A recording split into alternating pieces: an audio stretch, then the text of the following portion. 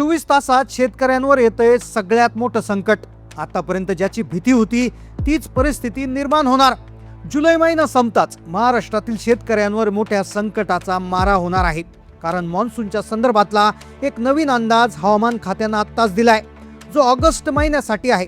खरं तर 2-3 दिवसापूर्वी अनेक ऑगस्ट महिन्याचे अंदाज आले होते, पण आजचा जो अंदाज आलाय तो खास करून शेतकऱ्यांसाठी आहे आणि तो सगळ्यात भयानक आहे। कारण की एक असं संकट शेतकऱ्यांवर कोसळणार आहे की जे गेल्या 10 वर्षात कधीच कोसळलं नव्हतं, ज्यामुळे आतापर्यंतच्या इतिहासातला हा ऑगस्ट महिना शेतकऱ्यांसाठी सगळ्यात धोकादायक ठरणार। खरं तर जूनमध्ये मान्सूनची एंट्री होणार होती, पण शेवटी अतिशय तुरळक पाऊस जूनमध्ये सुरू झाला। जुलैमध्ये मुसळधार पाऊस सुरू झाला, पण आणखीनही पाऊस अशा ठिकाणी पडलेला नाहीये। काही ठिकाणी पेरण्या झाल्यात, तर त्या पेरण्या वाचतील का अशी शंका निर्माण आहे। त्यामुळे काही ठिकाणी ढगफुटी झाली, तर काही ठिकाणी अजूनही पाऊस कमी। मग आता शेतकरी विचार करतोय की ऑगस्टमध्ये तरी चांगला पाऊस होईल का? प्रत्येक जण हवामान खात्याच्या अंदाजाची वाट पाहत होता आणि अखेर तो अंतिम अंदाज आलाय। कारण की प्रत्येक महिना संपण्याच्या आधी पुढच्या महिन्याचा अंदाज दिला जातो आणि हा असा देखील जुलैचा अंदाज आला होता। पण आता ऑगस्टचा जो अंदाज आलाय त्याने शेतकऱ्यांच्या पायाखालची जमीन सरकली। कारण की एकतर आधीच विहिरी आता कोरड्या पडल्यात, पिकं जळून चाललेत। अक्षरशः आता कुठेतरी थोडाफार पाऊस मराठवाड्यात होत होता, पण तेवढ्यात एक असा भयानक अंदाज समोर आला ज्याने अक्षरशः शेतकऱ्यांची झोप उडवली। कारण की ऑगस्ट महिन्यामध्ये एक नाही, दोन नाही, तर 3 मोठी संकट महाराष्ट्रातल्या शेतकऱ्यांवर कोसळणार आहे। पहा, गेल्या 10-15 वर्षात फक्त पाणी कमी पडायचं किंवा शेतीच्या पिकांचं उत्पन्न कमी व्हायचं, पण आता जे संकट आलंय ते त्याही पेक्षा भयानक आहे। कारण जो राक्षस यावर्षी मान्सूनला अडवत होता तो राक्षस पुन्हा एकदा जागा झालाय आणि तो पहिल्यापेक्षा दुप्पट पद्धतीनं जागा झालाय। त्याचं नाव आहे super El Nino. El Nino जो आहे तर तो सक्रिय झाला असून त्याचं तीव्र रूप म्हणजे सुपर एल निनो सक्रिय होतोय। आता पहा, सुपर एल निनोचा सगळ्यात तीव्र प्रकार असतोय तो आता सक्रिय होतोय। पहा, कालपर्यंत फक्त पाऊस कमी पडेल अशीच माहिती सांगण्यात आली होती, पण आता यासोबत अशी 2 संकट येते आहेत की ज्यामुळे शेतकऱ्यांचं सगळ्यात भयानक नुकसान होऊ शकतं। प्रत्येक जिल्ह्यासाठी आता वेगवेगळे अंदाज जाहीर करण्यात आले। पहा, पूर्वी फक्त सांगितलं जायचं इतके टक्के पाऊस पडेल, तितके टक्के पाऊस पडेल, ह्या जिल्ह्यात कमी पाऊस पडेल। पण पहा, कमी पावसाचा प्रश्न राहिलेला नाहीये, तर शेतकऱ्यांच्या पिकांचा सगळ्यात मोठा काळ ठरणारी परिस्थिती निर्माण होते। त्यामुळे सरकारच्या माध्यमातून ऑगस्ट महिन्यात कोणत्या जिल्ह्यात कुठे कुठे काय होणार, कुठे कमी पाऊस पडेल, कुठे जास्त पाऊस पडेल, शेतकऱ्यांवर कोणते मोठे धोके कोसळणार, कोणत्या शेतकऱ्यांचं नुकसान होणार, काय खबरदारी घ्यायची, सगळी सविस्तर माहिती आता तुमच्यासाठी देण्यात येणार आहे। पहा, संपूर्ण महाराष्ट्रातल्या शेतकऱ्यांसाठी ऑगस्ट महिन्याचा एक सगळ्यात धोकादायक अंदाज आता जाहीर झालाय।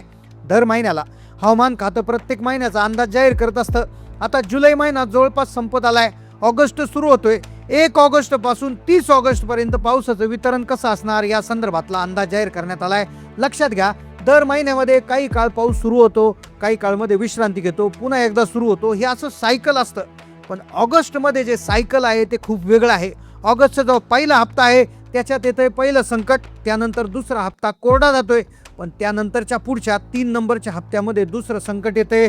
तर ऑगस्टच्या शेवटच्या हप्त्यात जे तिसरं भयानक संकट येतंय ज्याने खरं तर शेतकऱ्यांची झोप उडवली। आता संपूर्ण महिन्याचा अंदाज पाहतोय आणि त्यामध्ये कोणते 3 मोठे धोके वर्तवण्यात आले, कुठे कुठे एल निनोचा प्रभाव आहे, कोणत्या जिल्ह्यामध्ये सुपर एल निनो ऍक्टिव्ह राहणार, कुठे कमी पाऊस, कुठे हाहाकार आणि कोणते 3 धोके सगळ्या तारखानुसार माहिती देतोय। पहा, आता शेतकऱ्यांसाठी अतिशय महत्त्वाची माहिती समोर आली। आता पहा, सगळ्यात आधी आता हे धोके आणि पुढचा अंदाज जाणून घेण्याआधी आतापर्यंत पावसाचं वितरण कसं झालं हे 30 सेकंदात तुम्ही जर समजून घेतलं तर तुम्हाला पुढच्या पावसाचे अंदाज येईल।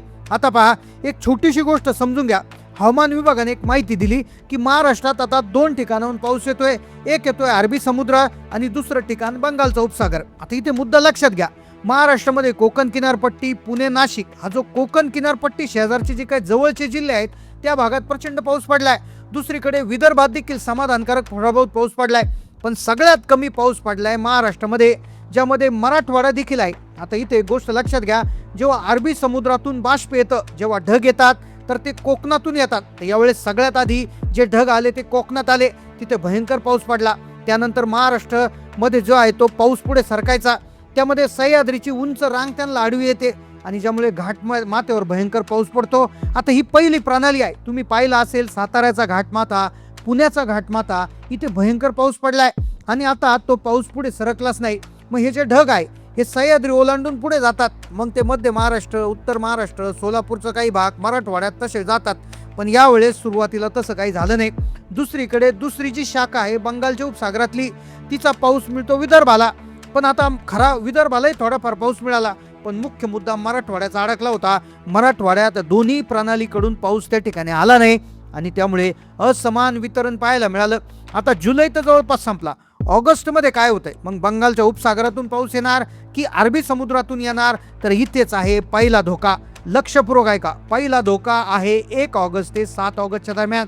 यामध्ये कोकण विभाग, मुंबई, त्यानंतर ठाणे, त्यानंतर रायगड जिल्हा, त्यानंतर रत्नागिरी आणि सिंधुदुर्ग याच्यामध्ये तुफान पाऊस असणार आहे. आता तुम्ही म्हणाल पाऊस पडतोय तर चांगली गोष्ट आहे, मुद्दा लक्षात घ्या. 6 ते 7 जिल्ह्यांची नावे तुम्हाला सांगितली, पण बाकीच्या जिल्ह्यांचं काय? आता जर मध्य महाराष्ट्रामध्ये जर बघायला गेलं तर नाशिक जिल्हा, त्यानंतर पुणे जिल्हा, त्यानंतर सातारा जिल्हा, त्यानंतर कोल्हापूर याच्या फक्त घाटमाथ्यावर म्हणजे डोंगर रांगा जिथे आहेत, सह्याद्रीच्या रांगा आहेत, फक्त तिथेच पाऊस पडतोय.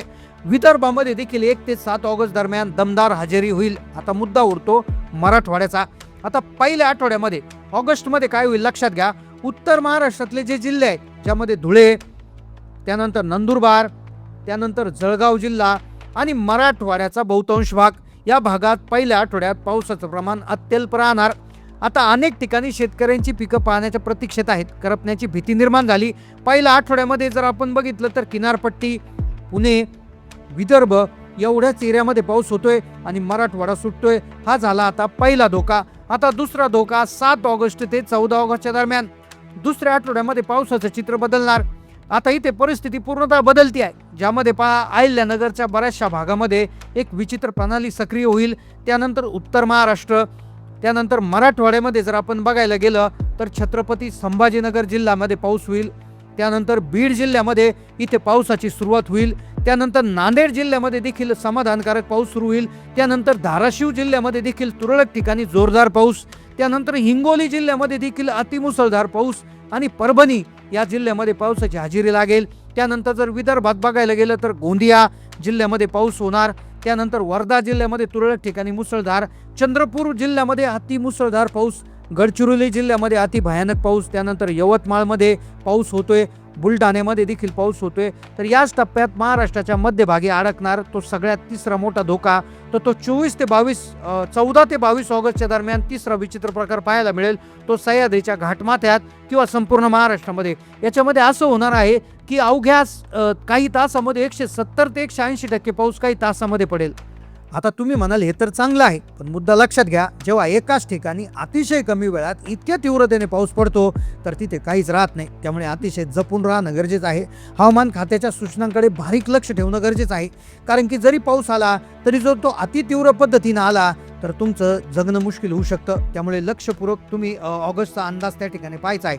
आता तुमच्या जिल्ह्यात आतापर्यंत किती पाऊस झालाय, तुमच्या जिल्ह्याचं नाव आणि जिल्ह्याची टक्केवारी नक्की कमेंटमध्ये लिहा. चॅनलला नवीन असाल तर सबस्क्राईब